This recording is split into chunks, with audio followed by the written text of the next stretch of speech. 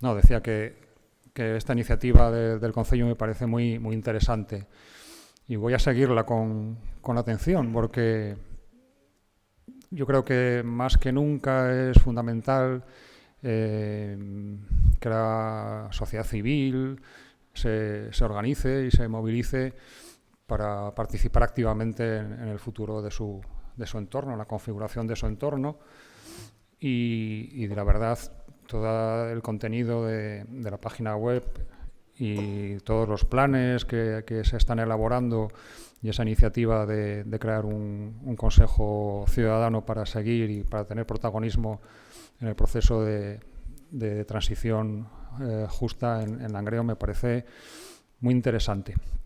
En estos 20 minutos mi idea era reivindicar, en primer lugar, el papel de la ordenación del territorio y su capacidad para contribuir a conseguir un cambio del modelo territorial en las cuencas mineras o en cualquier otro ámbito.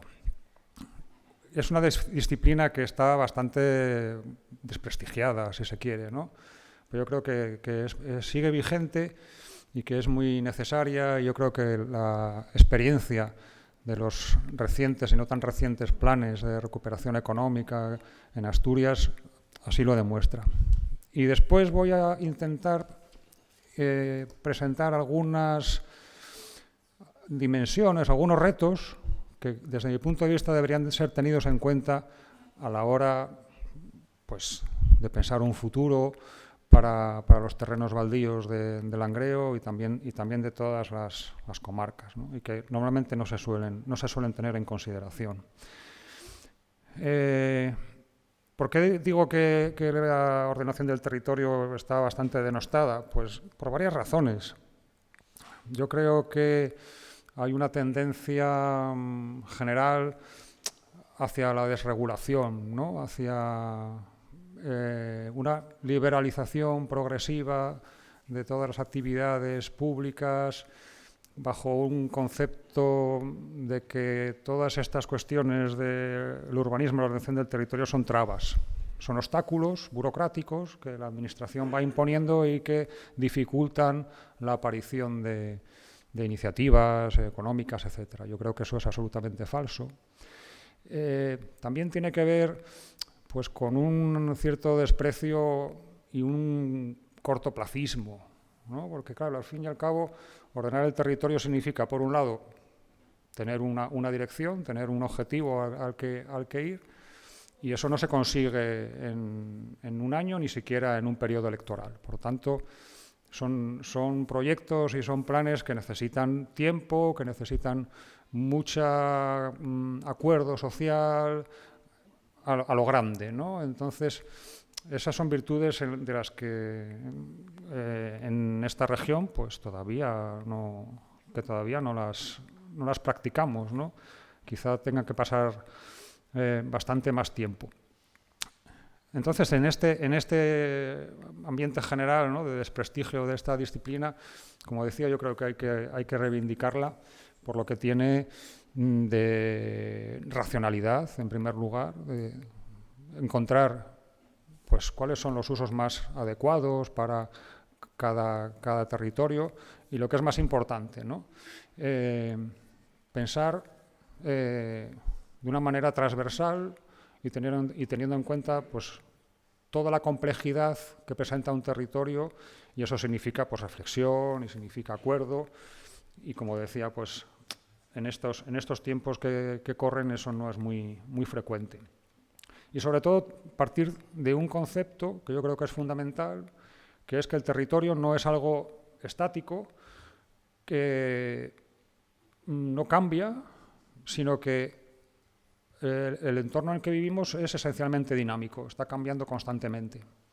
Y eso tiene que ver pues, con cierta idea, que yo creo que está muy extendida en esta región, cierta nostalgia de un pasado presuntamente glorioso o del que nos podemos sentir orgullosos, y eso es cierto.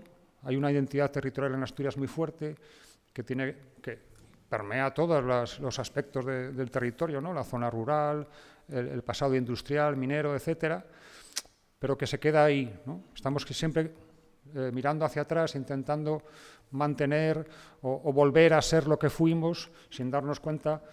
¿Veis? Por ejemplo, esta es una imagen, un fragmento del mapa geológico, de lo que hay debajo de esto. La geología no cambia. No, cambia, pero tan lentamente que nosotros no la percibimos. Pero los paisajes en los que vivimos, y por ejemplo esta es una imagen, pues estamos aquí, ¿no? Estamos en este entorno en el año 70, pero que se ha ido transformando, se va cambiando inexorablemente, el tiempo no se detiene. A mediados de los años 80 la Felguera era así, ¿no? Y ahora es así, y va a seguir evolucionando. Y estos cambios se concretan, pues, para bien y para mal, ¿no? Para algo positivo, como ha podido ser, bueno, pues toda la regeneración urbana que fue el PERI del Puente en los años 80 para pasar de esta situación absolutamente caótica, insalubre, etcétera, con un paso intermedio que fue, por ejemplo, la urbanización y la creación de una trama urbana que conectaría con Sama, a esta situación actual, ¿no? Nosotros, pues, si no me equivoco, pues estamos aquí, ¿no? O sea, en esta somos testigos, vosotros y vosotras sobre todo sois testigos de cómo ha cambiado este paisaje, no solamente en el medio urbano, sino en el medio rural. El medio rural asturiano que tenemos en nuestra cabeza asociado, pues, con una imagen idílica de prados, de un sistema de explotación agraria que ya no existe, que desde hace 70, 80 años ya no existe, y sin embargo parece que no nos damos cuenta, porque claro, los cambios, estamos metidos en ellos, los vamos sufriendo, pero no los vamos percibiendo como ese paisaje que respondía precisamente a una forma de explotación de la tierra muy determinada, ahora ya no tiene ningún sentido.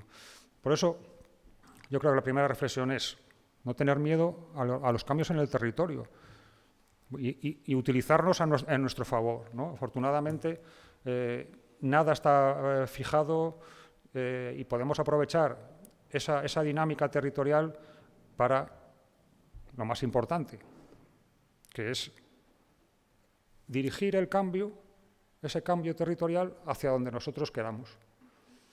Y por eso pongo la imagen de la brújula, ¿no? Porque al final la ordenación del territorio es marcarse un modelo territorial, cómo queremos ser, qué quiere ser Langreo dentro de 30, de 40 años y aplicar una serie de técnicas hacia ese objetivo, que no tiene por qué ser fijo, rígido, que es otro de los reproches que se hace a la ordenación del territorio, ¿no?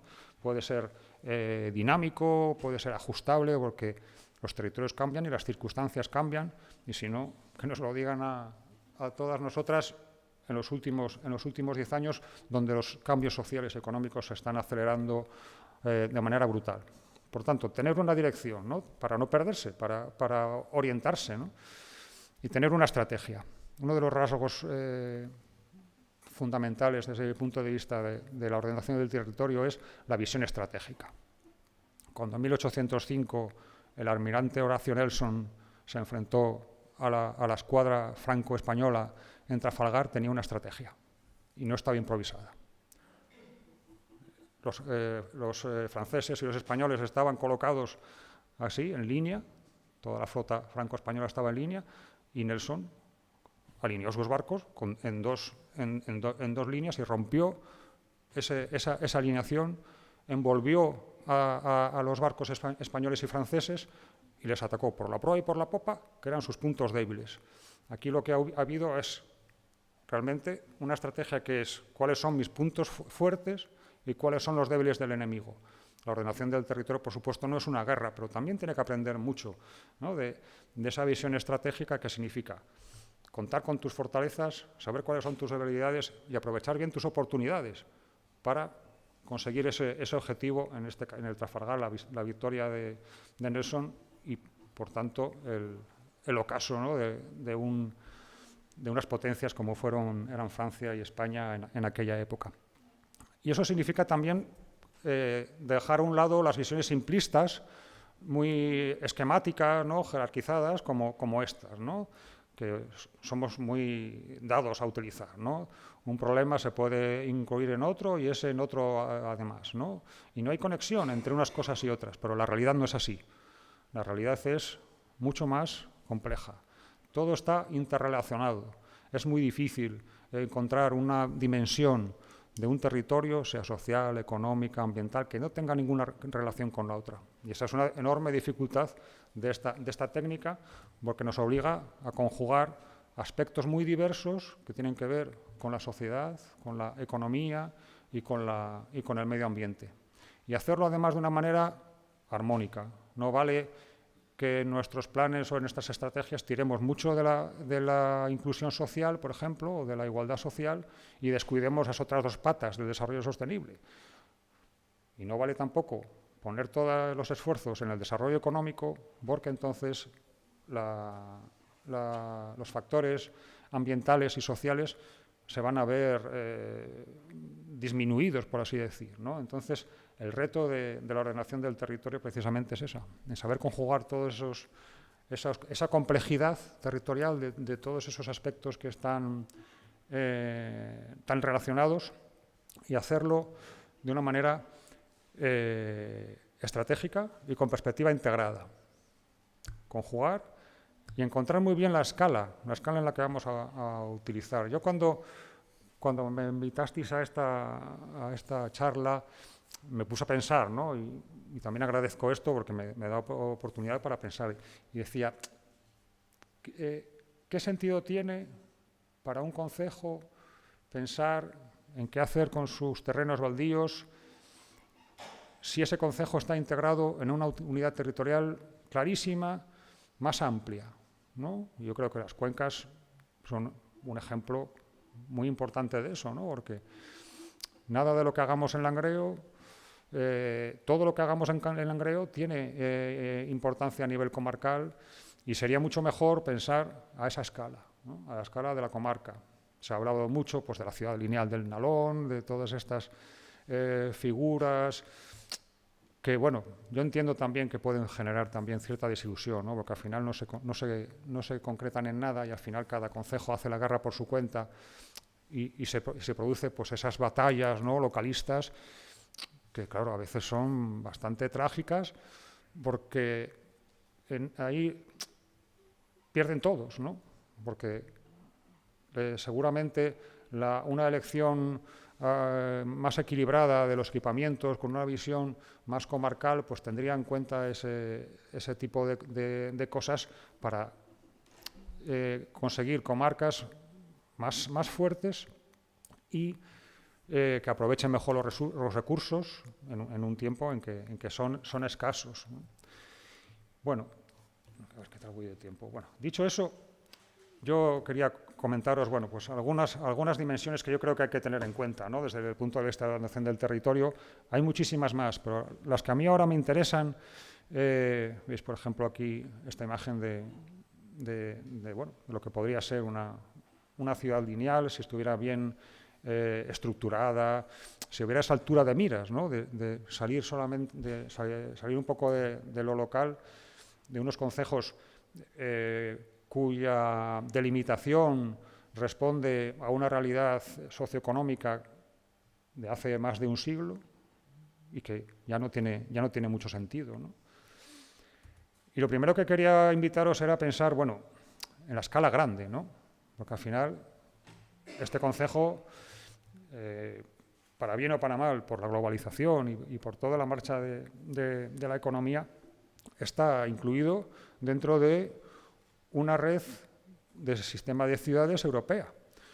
Y nosotros, pues, no estamos en la mejor posición, ¿no? Estamos aquí cerca del Finisterre, de la península ibérica, y aquí en esta visión nocturna, pues, aparece una luz, ¿no?, como un foco ahí de luz que no es nada más que, pues, una aglomeración urbana de carácter metropolitano, polinuclear, que está ahí a medio camino entre todo este frente atlántico que forma Galicia y el norte de Portugal y el gran foco de actividad, la gran bisagra entre la península y el resto de Europa, que es el País Vasco. Pero si miramos con un poco más de detalle, claro, uno se lleva esta sorpresa, ¿no? Los europeos, ¿qué ven? Cuando los europeos hacen sus estadísticas, pues ven dos núcleos, Oviedo y Gijón, y luego aparece aquí Mieres del Camino, que no sabe uno muy bien por qué, ¿no?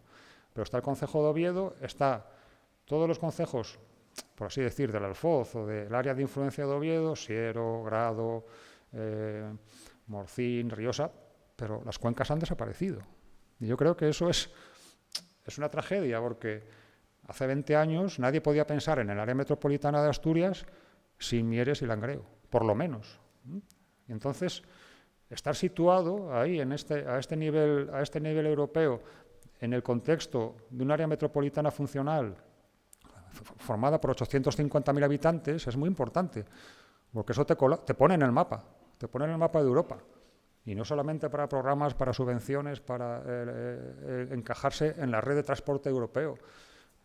Ya veis esta situación, ¿no? Esto sería, bueno, más o menos la delimitación de un área metropolitana por parroquias y las cosas que están pasando ahí, ¿no? Cómo están ganando los concejos de la costa, sobre todo, porque la gente nos gusta ir a vivir cerca del mar. Oviedo se mantiene ahí como un polo, bueno, pues en base de su actividad administrativa, etcétera.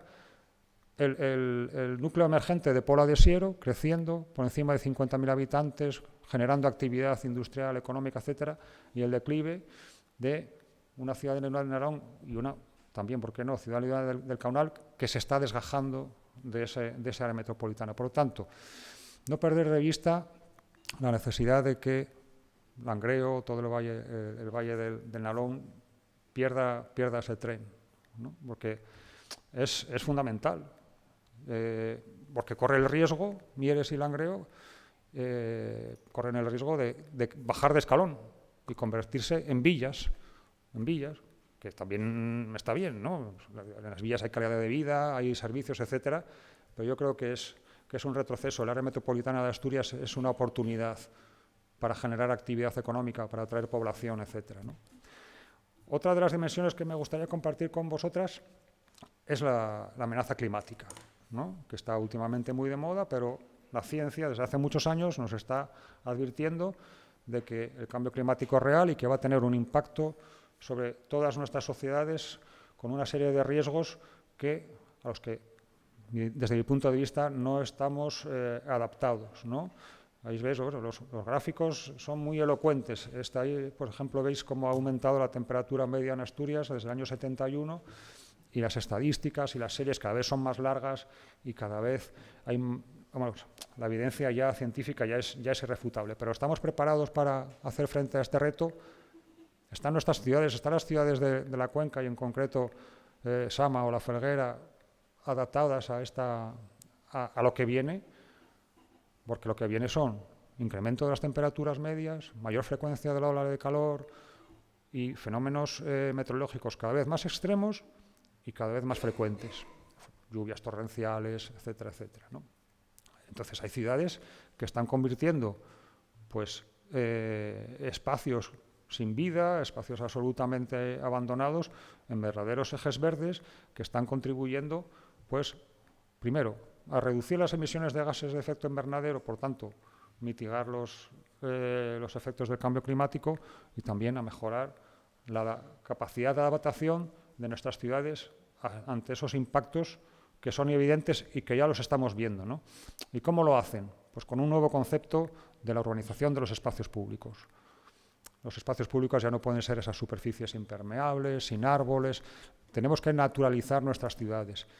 Y yo en La Felguera y en Lada sé de muchos barrios que necesitan pavimentos permeables para que el agua de lluvia se filtre al acuífero y para que recuperemos el ciclo natural del agua. Superficies verdes para que se produzca evapotranspiración, para rebajar la temperatura durante las olas de calor, etcétera, ¿no? Estamos hablando de calidad de vida ante un futuro que está ahí, que es ya inminente, ¿no? Otra consideración también que os planteo. Dice, ¿cómo podemos conseguir que Langreo o que la comarca del Nalón siga produciendo servicios ecosistémicos? ¿Qué es eso de los servicios ecosistémicos? Pues son cosas esenciales para la vida dentro de nuestra región, ¿no? La regulación de todos esos equilibrios muy débiles que abarcan la polinización, producción agraria, la regulación del clima, cómo somos capaces de crear condiciones más agradables y que no impacte la salud. La gente se muere por las olas de calor y esto va a ir aumentando si no somos capaces de adaptarnos a ello, ¿no? La calidad del aire, la calidad del agua, cómo nos protegemos frente a los peligros y a los riesgos naturales y a los antrópicos, ¿no? Cómo un concejo como Langreo puede producir alimentos. ¿Por qué no va a volver Langreo o otros concejos a producir alimentos en sus vegas fértiles? ¿Por qué no va a producir energía limpia, materiales, recursos, etcétera? Y también, muy importante, los bienes inmateriales, ¿no? Vivir en un entorno agradable previene enfermedades, es salud pública y también nos da inspiración y capacidad de sociabilidad. Esto del cambio climático y de los impactos no es ninguna broma, porque incluso ya los organismos oficiales, como la Confederación Hidrográfica del Norte, pues ya lo está teniendo en cuenta en sus planes. Y, por ejemplo, veis aquí en este mapa cómo toda la cuenca del Nalón va a sufrir un incremento muy significativo del riesgo de inundación debido al cambio climático. Como os decía, las precipitaciones van a ser... los modelos no dicen que vaya a llover más o menos, pero sí que va a llover de manera mucho más violenta. O sea, los episodios de lluvia van a ser más intensos y cada vez más frecuentes, ¿no? Yo con este plano, bueno, la verdad me impactó, ¿no? Estos son estudios de la Confederación Hidrográfica, no lo ha hecho un grupo ecologista, y aquí estamos hablando de un riesgo de inundación con un periodo de retorno de 10 años. ¿Qué quiere decir esto? Pues que en un año la probabilidad de que esto ocurra, de que se inunde todas estas calles y todos estos espacios por el efecto de las lluvias torrenciales, es el 10%. Pero a medida que pasan los años, esa probabilidad aumenta y de aquí a 25 años hay el 92,8% de probabilidades de que ocurra esto. ¿Estamos preparados aquí para hacer frente a este riesgo que tiene unos costes económicos calculados por la Confederación de 25 millones de euros? Yo lo dudo, ¿no? Por eso creo que hay que tener en cuenta estas cosas a la hora de, bueno, pues de plantear usos del suelo, etcétera. Ya veis aquí el concejo como está situado en una triste segunda posición en términos de población afectada, ¿no? El 16% de la población de Langreo está expuesta al riesgo de inundación, que, como digo, no estamos hablando de la inundación de 500 años, etcétera. Estamos hablando de un periodo de retorno de 10 años. ¿Qué están haciendo otras ciudades y en otros sitios frente al riesgo de inundación? Esto es una ciudad holandesa. Holanda, el país más expuesto al riesgo de inundaciones, y lo que están haciendo es, en vez de encauzar los ríos y de construir defensas para que el agua no se cuele, hacen todo lo contrario, ¿no? Están dando espacio al río. Eso significa renaturalizar el río, ensanchar sus cauces para que los ríos, cuando vengan esas avenidas, esa energía que viene y en Asturias, que es tan torrencial y tan violenta, pues se disipe de una manera más natural y los daños sean mucho más localizados, ¿no? Y yo tengo en la cabeza pues muchísimos ejemplos de aquí, ahí mismo, ahí enfrente, de cómo se podría tratar las riberas, ¿no?, del Nalón para conseguir este servicio ecosistémico, que es además pues, eliminar o rebajar el riesgo de inundaciones. Hablamos también de cómo conseguir convertir un río pues, en una infraestructura verde. Teníamos las infraestructuras grises, que son las carreteras, las líneas de ferrocarril, pero las infraestructuras verdes que Asturias está muy bien preparada para ellas, significa ir creando corredores ecológicos que son biodiversidad, que son calidad de vida, que es ciclo del agua, calidad del aire, etcétera. Cómo convertir, por ejemplo, el río Nalón en una infraestructura verde. Y luego ya centrándonos más en lo que son las ciudades, ¿no? Esta fórmula a mí me parece muy significativa porque muy poco tiempo. Sí, termino enseguida, perdón. Yo me puse aquí el reloj y no me sirvió de nada. ¿Qué tenemos que hacer en nuestras ciudades? Nuestras ciudades tienen que ser eficientes. ¿Y qué significa eso? Consumir poca energía y con esa poca energía crear mucha diversidad. Porque las ciudades que ganan y las ciudades que salen adelante son aquellas que son capaces de tener muchas actividades distintas, concentradas. ¿Por qué? Porque de esa mezcla, de esa interacción entre profesionales y trabajadoras y todo tipo de actividades es de donde surge el conocimiento. Y ese conocimiento es, por así decir, el nuevo carbón, la nueva fuente de riqueza de las ciudades en un contexto global, ¿no? ¿Veis por aquí este ejemplo? Bueno, yo creo que aquí el año pasado hablasteis y seguramente este año también hablaréis de los paralelismos entre las cuencas y la cuenca del Ruhr, por ejemplo. Pues mira, en azul es lo que invierten en I+D+I en la cuenca del Ruhr y aquí es lo que invertimos en España y en el Principado de Asturias. Datos de 2015 espero que sean mejores. Y dos últimas cosas. Es fundamental que en los procesos de ordenación del territorio haya participación ciudadana. Esto merecería un capítulo aparte, pero bueno, no me voy a extender más en ello. Tenemos que tener un cuadro de mandos. Los aviones tienen complejísimos aparatos que les indican a dónde va. Tenemos que tener indicadores que nos digan si estamos yendo hacia la dirección que deseamos. Y tenemos que tener una buena información geográfica. Ese cambio que está experimentando el territorio, tenemos que tener datos. Me da la impresión de que muchas de las decisiones políticas que tomamos aquí en Asturias las hacemos a ciegas. Lo que no sabemos qué es lo que realmente está pasando en el territorio. Porque aunque tenemos mucha información, no la estamos utilizando inteligentemente. Y además deberíamos invertir más en enriquecer esa información espacial que nos sirva para tomar decisiones reflexionadas, eficientes y que tengan en cuenta las aspiraciones también de la ciudadanía. Siento haberme pasado del tiempo. Muchas gracias.